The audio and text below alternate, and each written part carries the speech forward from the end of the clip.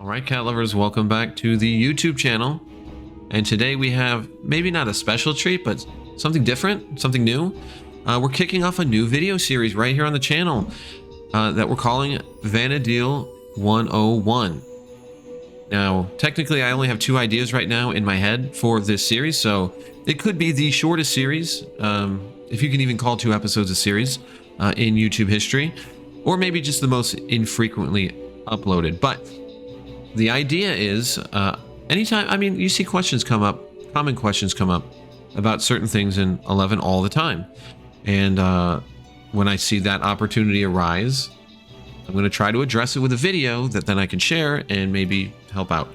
So this one's come up a lot, including yesterday in the Discord.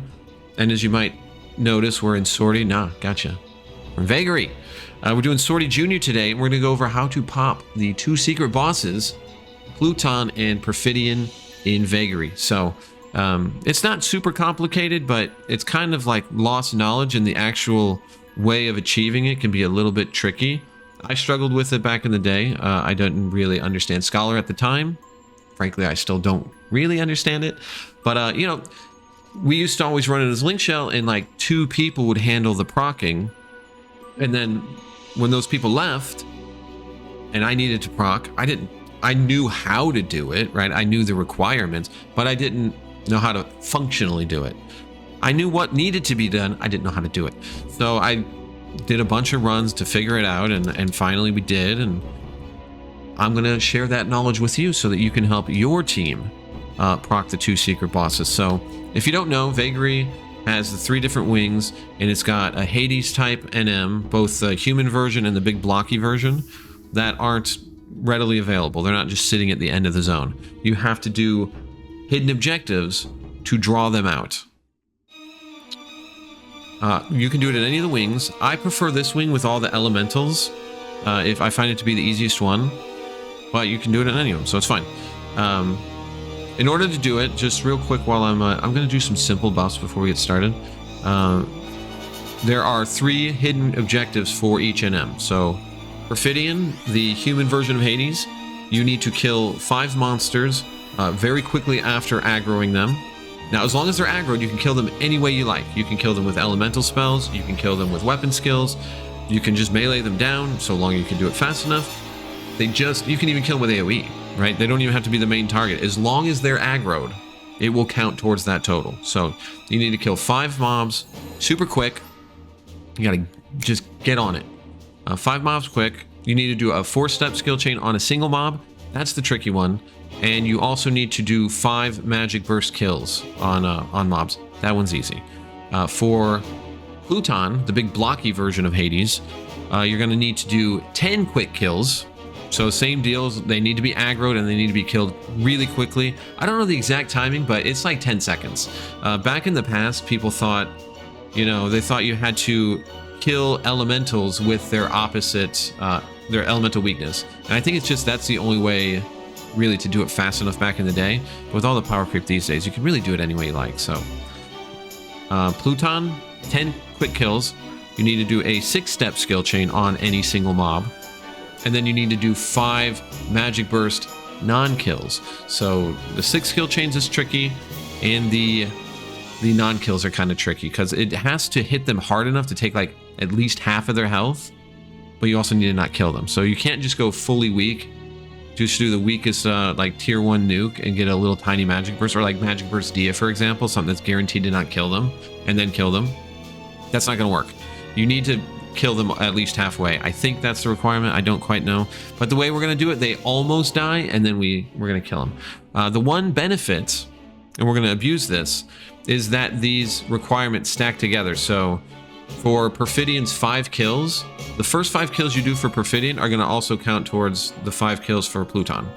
So really, you just need to do 10 quick kills total. When you're doing the 10 for Pluton, you're going to naturally meet the requirement for Perfidion. Same with the skill chains. You can do 4-step and 6-step on the same mob. It's going to do both of those requirements in one. And then you can also use the magic bursting. You can almost kill one with the magic burst to get Perfidion's or Pluton's requirement, and then finish them off before the window closes with a magic burst. And you kill 2 birds with 1 stone there. Or I guess in a way it's like 6 birds with 3 stones. You know, whatever. It should also be noted, the very moment that you achieve the objectives, you fulfill them, that NM is going to spawn on whoever took you into the zone. Okay? There's not going to be any delay. It's not going to like spawn somewhere. He just appears. They can both come out at the same time. You can have them both up at the same time, so keep that in mind. And if anybody dies before you spawn them, you can't spawn them anymore. And if anybody dies while you are fighting them during the battle, they'll warp away. So it's like 2 extra secret objectives, or 1 secret objective is don't die until they come out, okay? Now I'm going to do mine in I like to stagger my objectives in such a way that basically my goal is I'm going to fulfill Perfidian's requirements, and he's going to pop, and then I'll just need 1 quick kill left to pop Pluton, and that way I can kill Perfidian, go do 1 more quick kill, pop Pluton, kill him. I don't want them on top of each other, but if you want to do it that way, that's fine too. If you feel comfortable, go for it. So the first thing I like to do here, I should say I'm using a Blue Mage, Geo, Scholar, Bard Core, Red Mage to do this. This isn't like any kind of hard, fast requirement. As long as you have the Scholar, that's really all you need for this wing. They're going to be doing all the tricky stuff, and we're going to go over that when we get to that point. But I also like to just do a little bit of haste buffing here. I'm going to buff Dantaru and Velner, because they're going to be doing the first objectives here on the fire elementals as we enter this first area. So I'm just going to put up a little bit of haste so they can cast fast. And let's get at it. Basically, Velner's going to AoE any elementals that are close together. Dantaru is going to single target with water spells on the fire elementals for any that are like lone wolves. So here's a lone wolf right here, it looks like. Alright, all you got to do is kill them quickly after aggroing. So magic killing is ideal, because they aggro magic. So as long as you're casting, if you're within casting range, you're also within aggro range. So they will naturally aggro you as you start casting. Oh shit. As you start casting, to aggro to start and then they die. So you're gonna get the objective that way. There's one. Another one by himself. Plonk him. He's trying to run away. Got his ass. He ain't going nowhere. 2. It's definitely fast enough. Okay, here's a whole room. So this is Velner's time to shine. So like I said, as long as they all die, it's fine. So I'll just come in here. When I start to cast Entomb, if they're close enough, they're aggroed, and now they're dead. So 1, 2, 3, 4, 5. So we're up to 7.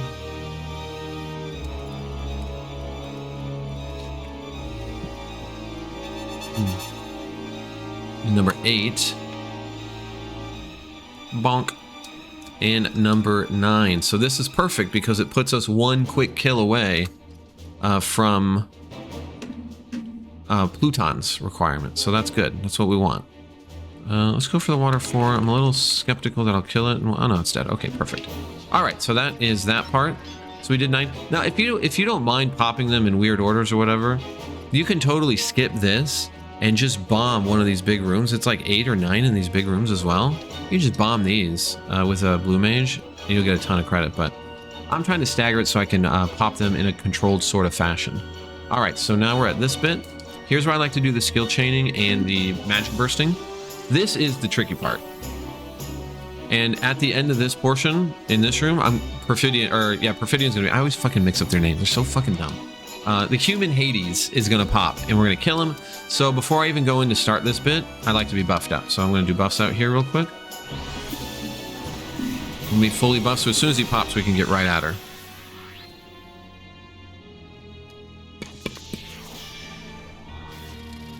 I love this game.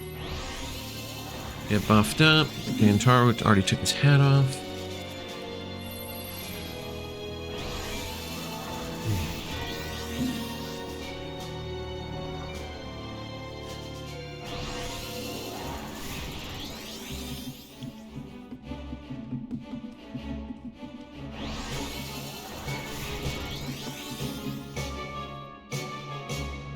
Get those haste going.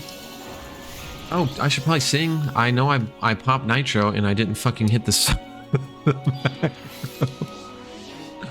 Hello, this is my first day. Enjoy my guide video. I definitely know what I'm doing. Don't question it. Ooh, am I gonna make it in time before Troubadour goes off? Yeah, we got it. Okay, all right. So at this part, I like to just go in and aggro all of these and gaggle them up. It just makes it easier for me. Now remember, we need to do, the goal in here is to do the 4-step, the 6-step, the 5 magic burst kills, and the 5 magic burst non-kills. That is our goal. And when we do our last magic burst kill, that's when I want the first boss to pop. So that's why I'm going to do it in the order that I'm going to do this. Just heal up real quick. And remember, you got to keep your health up, because if you die, that's it. It's over. All right, we're going to go to Ire Tower's perspective for this bit. Now, typically, right? Typically, when I'm doing these runs, I'll do 2 magic burst non-kills and kills to start with to use my strats, and then I'll pop Tabula Rasa, do the 4-step and the 6-step, and then finish up. But just for the sake of simplicity, I'm going to start with Tabula Rasa, and I'm going to do the 4-step and the 6-step. So just if you're not familiar with Scholar at all, we're going to go into Dark Arts. We don't need to use the addendum for Addendum Black. We don't need any advanced spells or anything. We don't have to worry about that.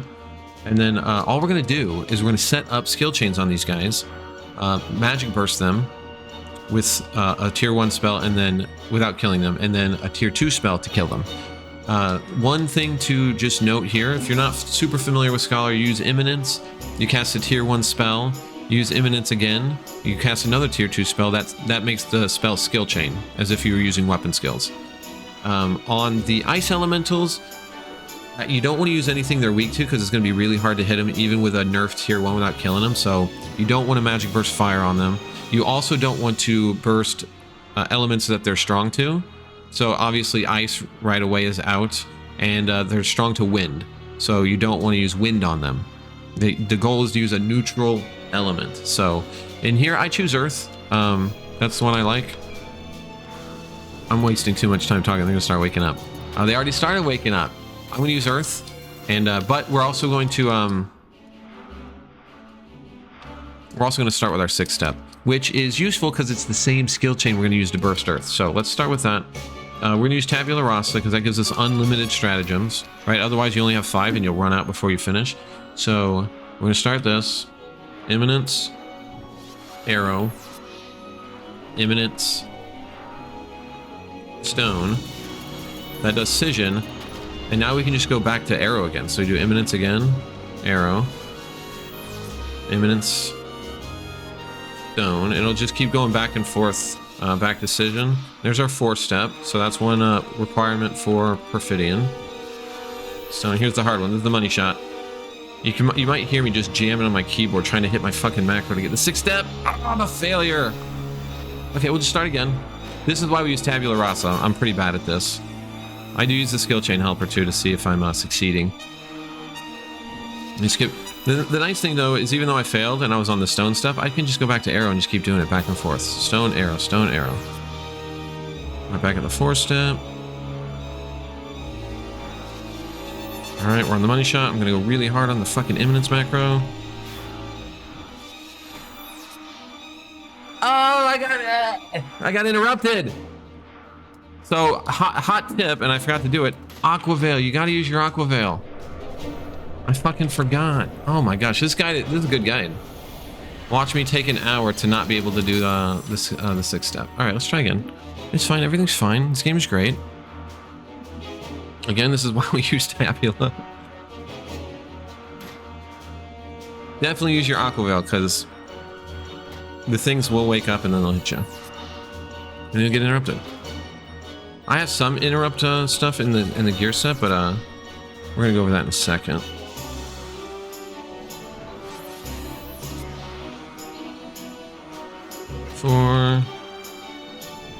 Four steps easy. It's this 5th step that gives me problems. Got it. Okay, 6 steps done. That's the 4-step and the 6-step finished. I better heal up. And now we're gonna do the magic bursts. Now, the reason this is tricky is these mobs aren't all that strong, so it is very easy to fucking absolutely bomb them. So here's what we're going to do. We're going to just keep with that Cision skill chain, so Imminence Arrow, Imminent Stone, and then I'm going to use my Geomancer to first Magic Burst a Stone 1. You can see it nearly kills it, and then a Stone 2 to finish it off. Boom. That's a Magic Burst kill and a non-kill right there. Let's try it on this one. It's kind of weak already, but it might be fine. Either way, I want it gone, so let's just see what happens.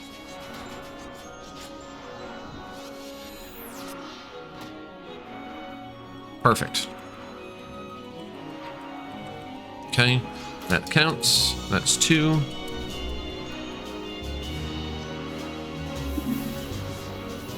Just keep it going. Now, you're probably wondering, why are my skill chains doing almost no damage? That's part of the trick here, is I have special gear sets set up for my tier 1 nukes. And so let's pop over to the Mog House real quick, and we're going to go over those with you. That's 3. So let's pop over there for a sec. All right, we're out of the madness of Vagary. Let's just take a little deep breath real quick. Hello, Iratar. Welcome to her room. It's a sad dead plant in the corner there, and some rainbow chests. It's fine. So now that we can like slow down for a second, we'll just go a little bit over how to do the skill change and the magic bursts in there in Vagary, because it really is the trickiest part. It's the thing that I had the hardest time with when I first started doing my own runs and somebody wasn't taking me through anymore. Because, you know, you have to do 2 tier 1s to set up the skill chain, and then a magic burst that doesn't kill and a magic burst that kills, and you don't want to do too much damage setting up those skill chains.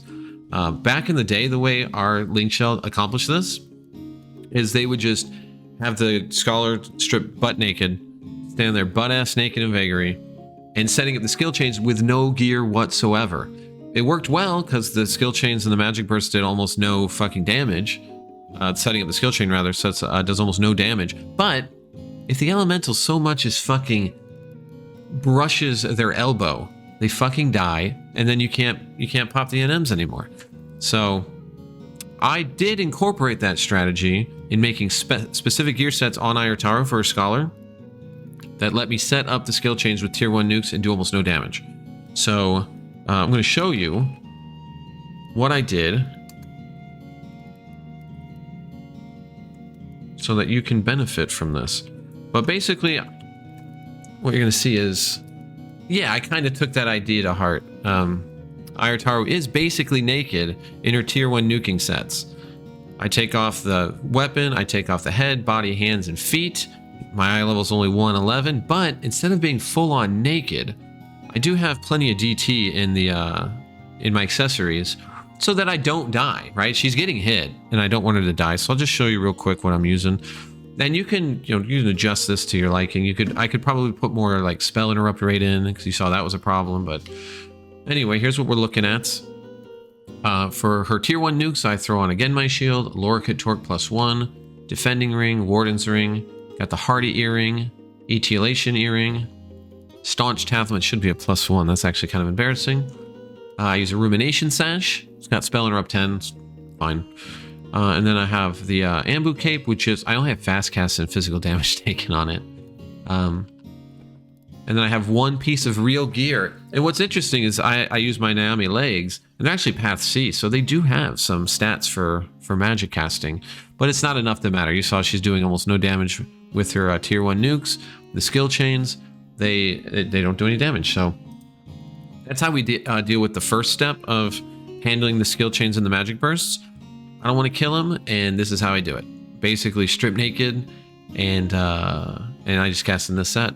It gives me enough defense that I don't die in 1 hit, but I do almost no magic damage in it. I would think the Scholar could just set up the magic bursts and then do them. That'd be fine, but the reason I use my Geo is I have my tier 1 nukes so boo-boo that they're not going to work. So this way I can just set them up on the Scholar and not think about it and finish it off on the Geo. So let's go over and see what Dantaru's got going on. And I'll show you what he's casting in. This is a lot simpler. Dantaru's setup is a lot simpler. All right, here's Danny T. You're going to notice right off the bat that his house looks very similar to Iratar's.